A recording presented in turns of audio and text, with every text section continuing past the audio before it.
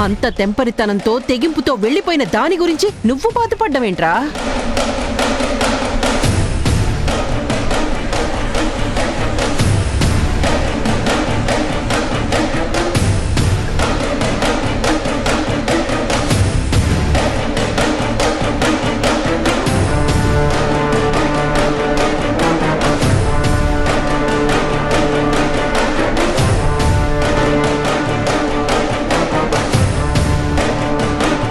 బాధని అలవాటు చేసుకుంటే బతుకు బరువైపోతుందిరా.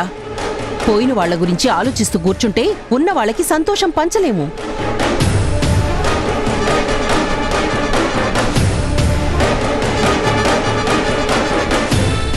సౌమ్య, ఈ బాటిల్ ఏంటి? ఇక్కడికి ఎందుకు తెచ్చావు?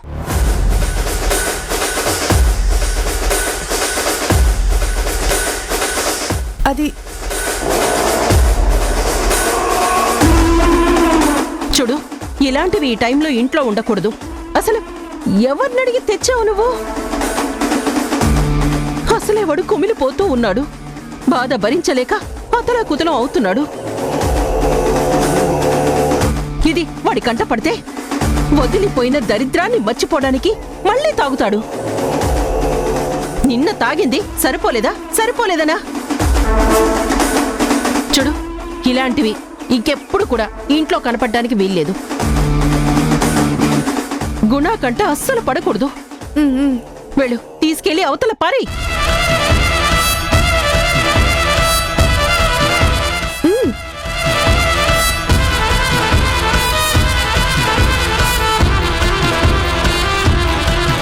ఏంట్రా, ఎందుకు దీని వంక అలా చూస్తున్నావు?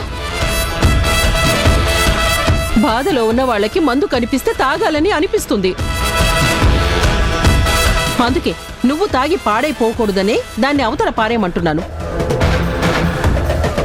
మందు తాగి ఆ జననిని మర్చిపోవాలని ప్రయత్నం చేస్తావు.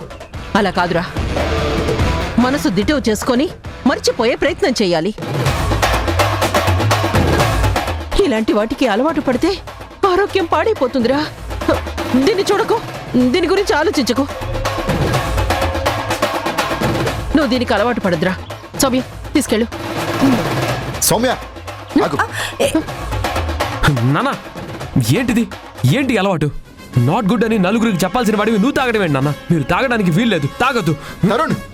వద్దు, బాటిల్ నా నుంచి తీసుకునే ప్రయత్నం చేయకు. ఇప్పుడు నాకు ఇది కావాలి. నన్ను ఇబ్బంది పెడితే నువ్వు హట్ అవ్వాల్సి ఉంటుంది. నాన్న ప్లీజ్ నాన్న, వద్దు నాన్న, మీరు తాగొద్దు నాన్న. నాకు ఇంకొకళ్ళు చెప్పాల్సిన అవసరం లేదు. I know what is what. I know what to do, what not to do. నాకు మరొకళ్ళు చెప్పడం నచ్చదు.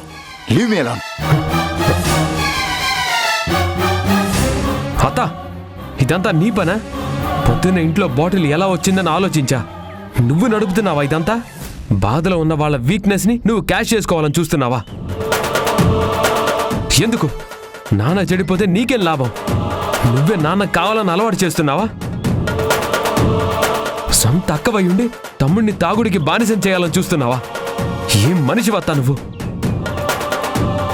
అమ్మలా పెంచాను, నీ మీద నాకు అంత ప్రేమ ఉంది, ఇంత ప్రేమ ఉంది అని చెప్తావే, ఇదే నా ప్రేమ అంటే? మందుకు అలవాటు చేయడమా ప్రేమ ఉన్న వాళ్ళు చేయాల్సిన పని? ఏం మాట్లాడుతున్నావురా? నేను తాగించడం ఏంటి, అలవాటు చేయడం ఏంటి? వాడేమన్నా పసిపిల్లవాడా ఉగ్గు పట్టడానికి, పాలు తాగించటానికి? నీలాగే నేను తప్పు వద్దు అని అన్నాను. వాడు వినే స్థితిలో, వినిపించుకునే స్థితిలో లేడు. నీ మాట విన్నాడా? అలాగే నా మాట వినలేదురా. నేనేదో చెడగొడుతున్నట్టు నా మీద విరుచుకుపడతావేంట్రా? అసలు దీనంతటికి కారణం మీ అమ్మ. వాణ్ణి వదిలేసి వెళ్ళిన నీ తల్లి. నువ్వు అరిచి చిందులేయాల్సింది నా మీద కాదు, తప్పుడు పనులు చేసి మీ నాన్నని ఈ పరిస్థితుల్లోకి నెట్టిన ఆవిడ మీద. అత్త, మా అమ్మనంటే మాత్రం నేను సహించను. ఏమిట్రా నువ్వు సహించేది? ఆవిడేమన్నా సొక్కం బంగారమా? తప్పు ఉంది కాబట్టే అంటున్నాను. ఆవిడ నిప్పైతే ఆవిడ బిడ్డలే అడుగుతున్నారు కదరా మా నాన్న ఎవరు అని. సమాధానం చెప్పకుండా అలా వెళ్ళిపోయిందే. మంచి మర్యాద మానాభిమానాలు లేని మనిషి. పొరపాట్లన్నీ అది చేస్తుంది, పొర్లి పొర్లి ఏడ్చేది వాడా? చదువు సంస్కారం ఉన్నవాడివే కదా, అసలు ఎందుకు అలా చేసిందో వెళ్ళి నిలదీయరా. వాడి గుండెల మీద తన్నితే విలవిల్లాడిపోతున్నాడు. దాన్ని మర్చిపోవడానికి మందు తాగుతున్నాడు. ఎవరేం చేస్తారు? తను తాగుతున్నాడో తాగుడికి అలవాటు చేస్తున్నారో నాకు తెలుసత్తా. నువ్వమ్మని మరిపించాలని మందు అలవాటు చేస్తున్నావేమో. నువ్వు ఎంత ప్రయత్నించినా నాన్న అమ్మని మర్చిపోవడం ఈ జన్మలో జరగదు. మంచిదిరా, మంచిది. జరగకపోతే ఇలాగే తలో పక్క చేరి జీవితాంతం ఏడుస్తూ కూర్చుందాము. మర్చిపోకపోతే వాడు మనిషి అవ్వలేడు. వాడు ఎలా మారడో, తిరిగి మామూలు మనిషి ఎలా కాడో నేను చూస్తాను. పద సౌమ్య.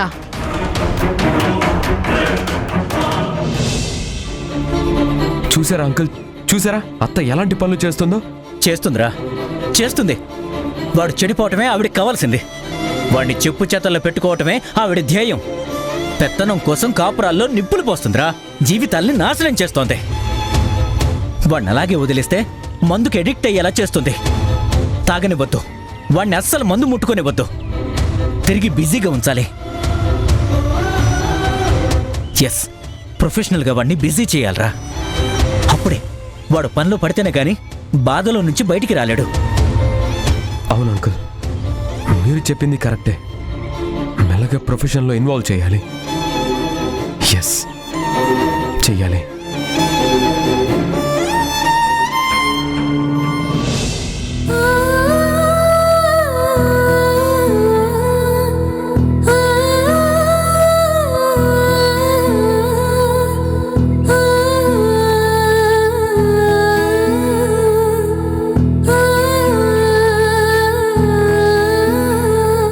మధు, చిన్న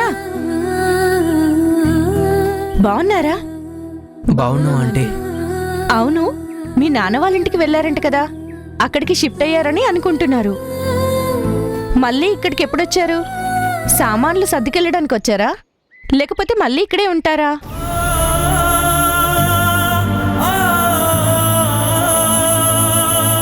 ఇక్కడే ఉంటాం. ఏమైంది? అక్కడ ఉండడం కుదరదా? లేకపోతే మీ నాన్న ఇక్కడికి వచ్చేస్తాడా? అవును, మీ నాన్న ఎవరు? ఆయన ఏం చేస్తుంటారు? ఎక్కడుంటాడు?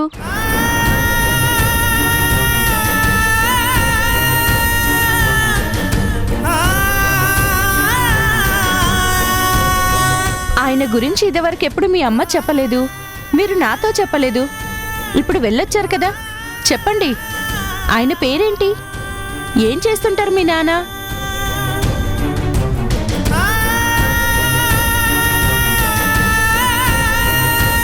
అదేంటి, నేను ఇక్కడ అడుగుతుంటే మీరు మొహాలు చూసుకుంటారు?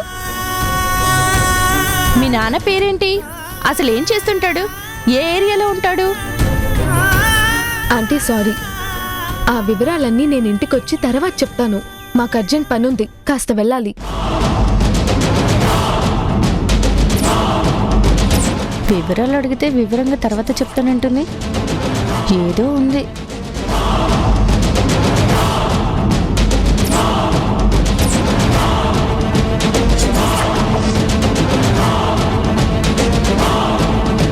మీ నాన్నెవరు?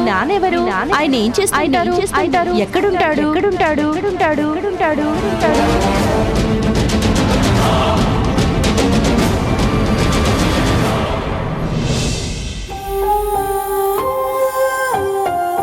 మమ్మల్ని కాలేజ్కి వెళ్ళలేదే అని అడగడం కరెక్టేనా?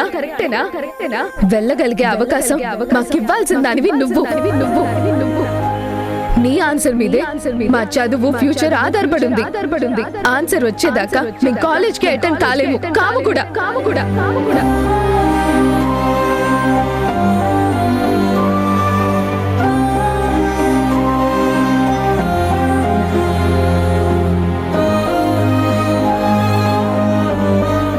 జనని, పిల్లలు ఎక్కడికి వెళ్ళారే? వాళ్ళు చెప్పి వెళ్తారా? కోపం మీద ఉన్నారు కదా, అడిగితే మళ్ళీ ఎలాంటి మాట్లాడుతుందో ఏమో అని అడగడం మానేశాను.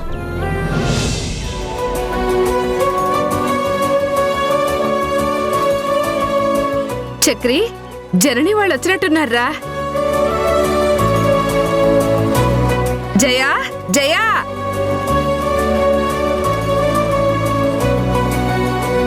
జయా వచ్చేసారా? పొద్దున్న మా వరండాలో పటాలు తుడుస్తూ మీ ఇంటి వైపు చూసా. మీరెవరూ రాలేదు. పండక్కి తోరణాలైనా కడదామనుకున్నా. అల్లుడిని తీసుకుని పండగ ఇక్కడ జరుపుకోవడానికి వచ్చారా? గుణ గుణ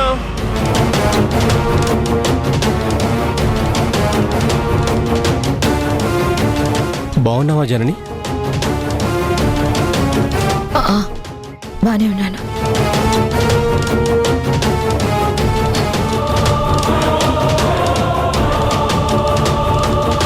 ఏం చెయ్యా, అల్లుడిని తీసుకుని రాలేదా? పండగ రోజు వస్తానన్నాడా? అవునులే, బిజీ డాక్టర్. పెందలాడే రావటం ఎలా కుదురుతుందిలే. వచ్చాడేమో ఘనంగా స్వాగతం చెప్దాము అనుకున్నాను.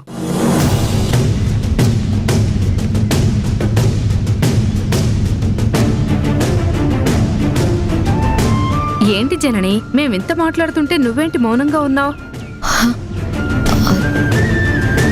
అబ్బే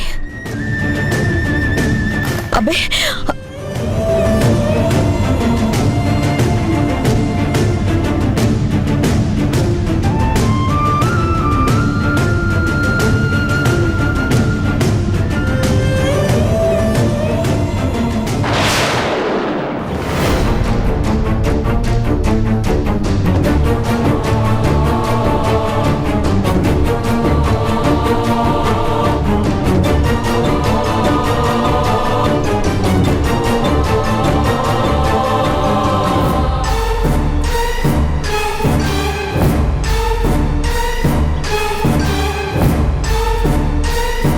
హాయ్ మధు, చిన్న ఎలా ఉన్నారు?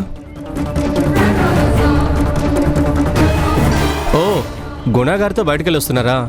ఆయన ఎందుకు వస్తారు? రారు. రావాల్సిన అవసరం లేదు. వచ్చే అవకాశం కూడా లేదు.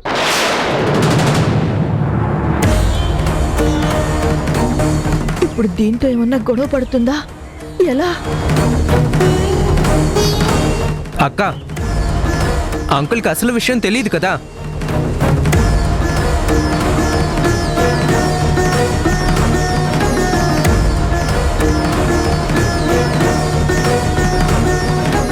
అసలు విషయం ఏంటి చిన్నా?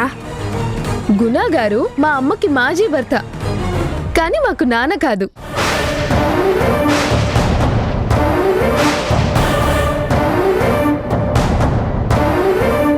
ఏం మాట్లాడుతున్నావు మధు? నిజం అంకుల్, 100% నిజం. నేనేం జోక్ చేయట్లేదు. నిజంగానే గుణ గారు మా నాన్న కాదు.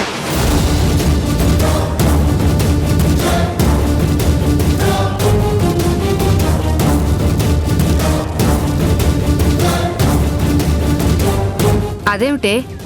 అవును, కన్ఫర్మ్ అయిపోయింది. గుణ గారు మా నాన్న కాదు. 1-2 సార్లు డిఎన్ఏ టెస్ట్ రిజల్ట్స్ కూడా నెగిటివ్గా వచ్చాయి. ఆయన మా నాన్న కాదని రిపోర్ట్స్ కూడా కన్ఫర్మ్ చేసేసాయి. ఎరా, ఇప్పుడు ఆ విషయం అవసరమా? ఎప్పుడేం మాట్లాడాలో తెలీదా? ఎప్పుడు మాట్లాడినా విషయం అదే కదమ్మమ్మ. అడగ్గా అడగ్గా దాచి దాచి ఆయనే మా నాన్న అని చెప్పిన విషయం అబద్ధమైంది. ఇంకా దాయడం ఎందుకు? దాస్తే ఏమైనా రిపోర్ట్స్ మారుతాయా? అంకుల్, మేం చెప్పేది ఫ్యాక్ట్. డిఎన్ఏ రిపోర్ట్స్ నెగిటివ్గా వచ్చాయి.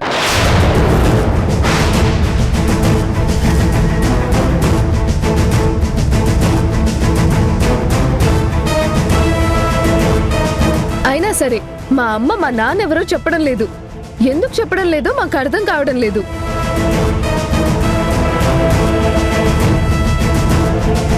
మీరేమీ అనుకోకపోతే మాకు ఒక హెల్ప్ చేస్తారా? హెల్పా? ఏంటది? డిఎన్ఏకు మీ శాంపిల్స్ ఇవ్వగలరా?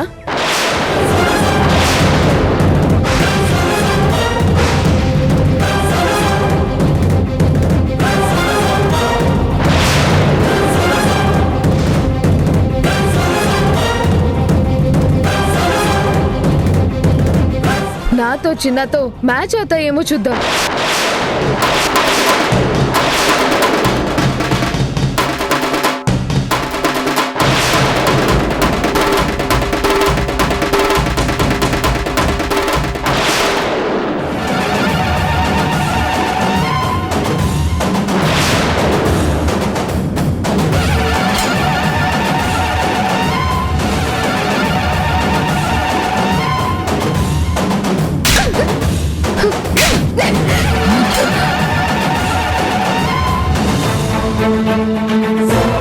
ఏంటమ్మమ్మా అక్కడిని కొడుతున్నావు? అక్కడికి దాంట్లో తప్పేముంది?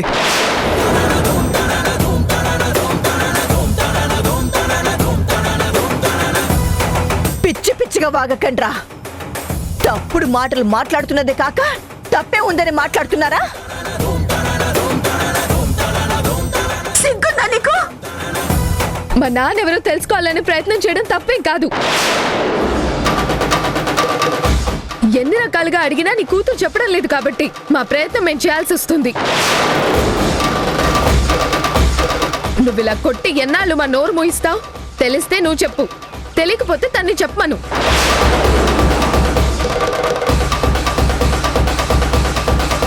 ఎవరిని మేము ఎంక్వైరీ చేయకపోతే మా నాన్న గురించి మాకెలా తెలుస్తుంది?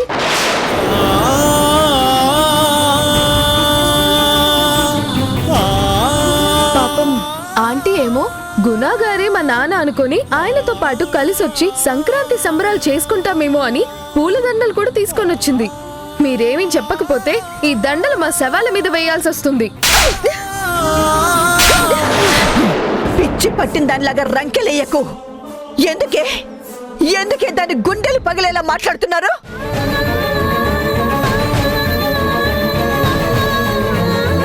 రెచ్చిపోయి ఇంకోసారి పిచ్చి వాగుడు వాగారంటే నాలుక చీరేస్తాను. ఊరుకుంటుంటే రోజు రోజుకి రెచ్చిపోతున్నారు. అది టైం ఇవ్వండి చెప్తాను అంది కదా. ఎందుకు నీకు తావేశం? వయసు రాగానే సరిపోదు, బుద్ధి జ్ఞానం ఉండాలి.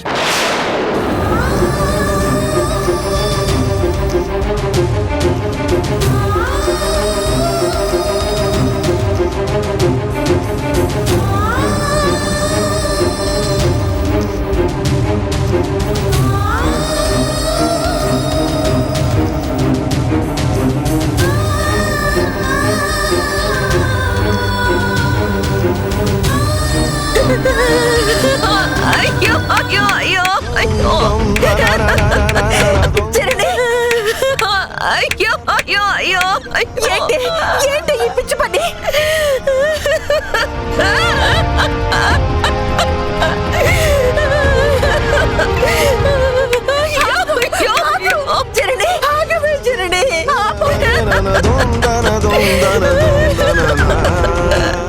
ఎందుకమ్మా, ఎందుకు నన్ను ఆపుతావు?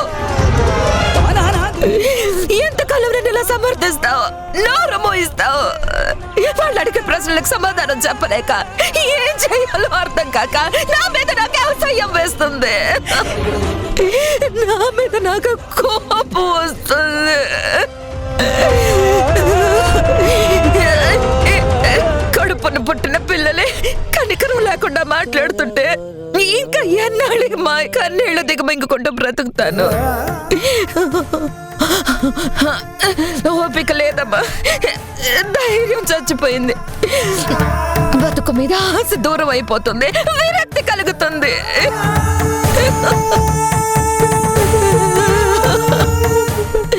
ఆనమ్మా, నువ్వు నన్ను వెనకేసుకుని రాకు. కొట్టు, నువ్వు కూడా నన్ను కొట్టు, కొట్టు, జనని.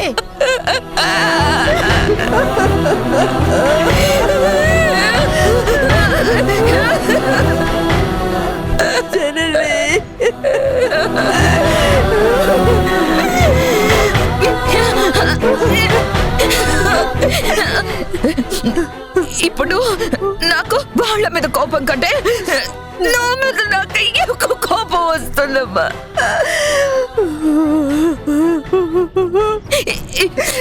ఏ శిక్ష అయినా సరిపోదనిపిస్తుంది. అమ్మా అమ్మా, అసలు నేనేం చేశానని ఇలా జరుగుతుందమ్మా? వాళ్ళు చూసే చూపులు అనే మాటలు నన్ను కాల్ చేస్తున్నాయి. నేను సిద్ధిమంటల మీద కాలుతున్నట్టుంది.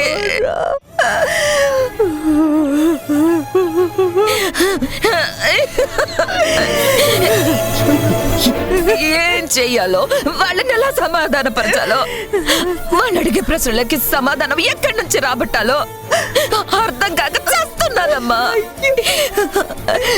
అక్కడ హరిని, ఇక్కడ వీళ్ళని బాధపడతావు. నేనెందుకమ్మా బ్రతకడం? ఏమని దూషించాలో, విధి మీద నింద వేయాలో, దేవుణ్ణి తిట్టాలో అర్థం కావట్లేదు. ఏ తప్పు చేయకుండానే దోషిగా అవమానాలు పడాల్సి వస్తుంది. ఏ పాపం ఎరగకుండానే పాపిష్టితోలా నిలబడాల్సి వస్తుంది.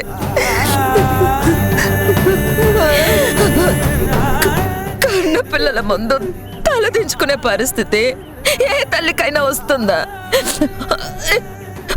వాళ్ళ వంక చూడాలంటేనే భయం వేస్తుందమ్మా. వాళ్ళు నోరు తెరిస్తే ఏమంటారు అని నలిగిపోవాల్సి వస్తుందమ్మా.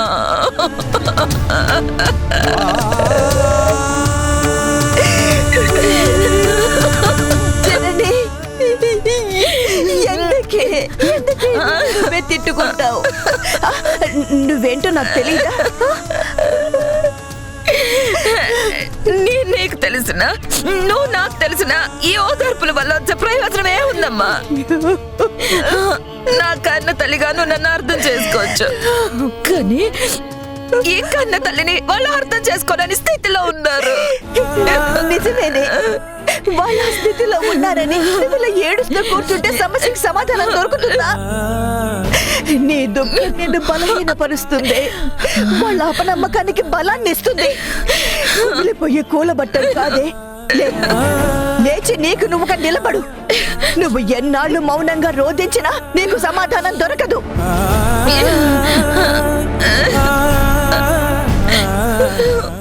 ఈ కొత్త సమస్యకి కారణం ఏంటో తెలుసుకునే ప్రయత్నం చెయ్యి. అన్వేషణ మొదలు పెడతానమ్మా. వెతికి తీరుతాను. నేనేంటో, నా నిజాయితీ ఏంటో నిరూపించుకొని తీరుతాను. అవమానపడుతున్నామని నా పిల్లలకి ధైర్యాన్ని, స్థైర్యాన్ని ఇచ్చే స్థితికి తీసుకొస్తాను. సాధించే వరకు విశ్రాంతి తీసుకోను.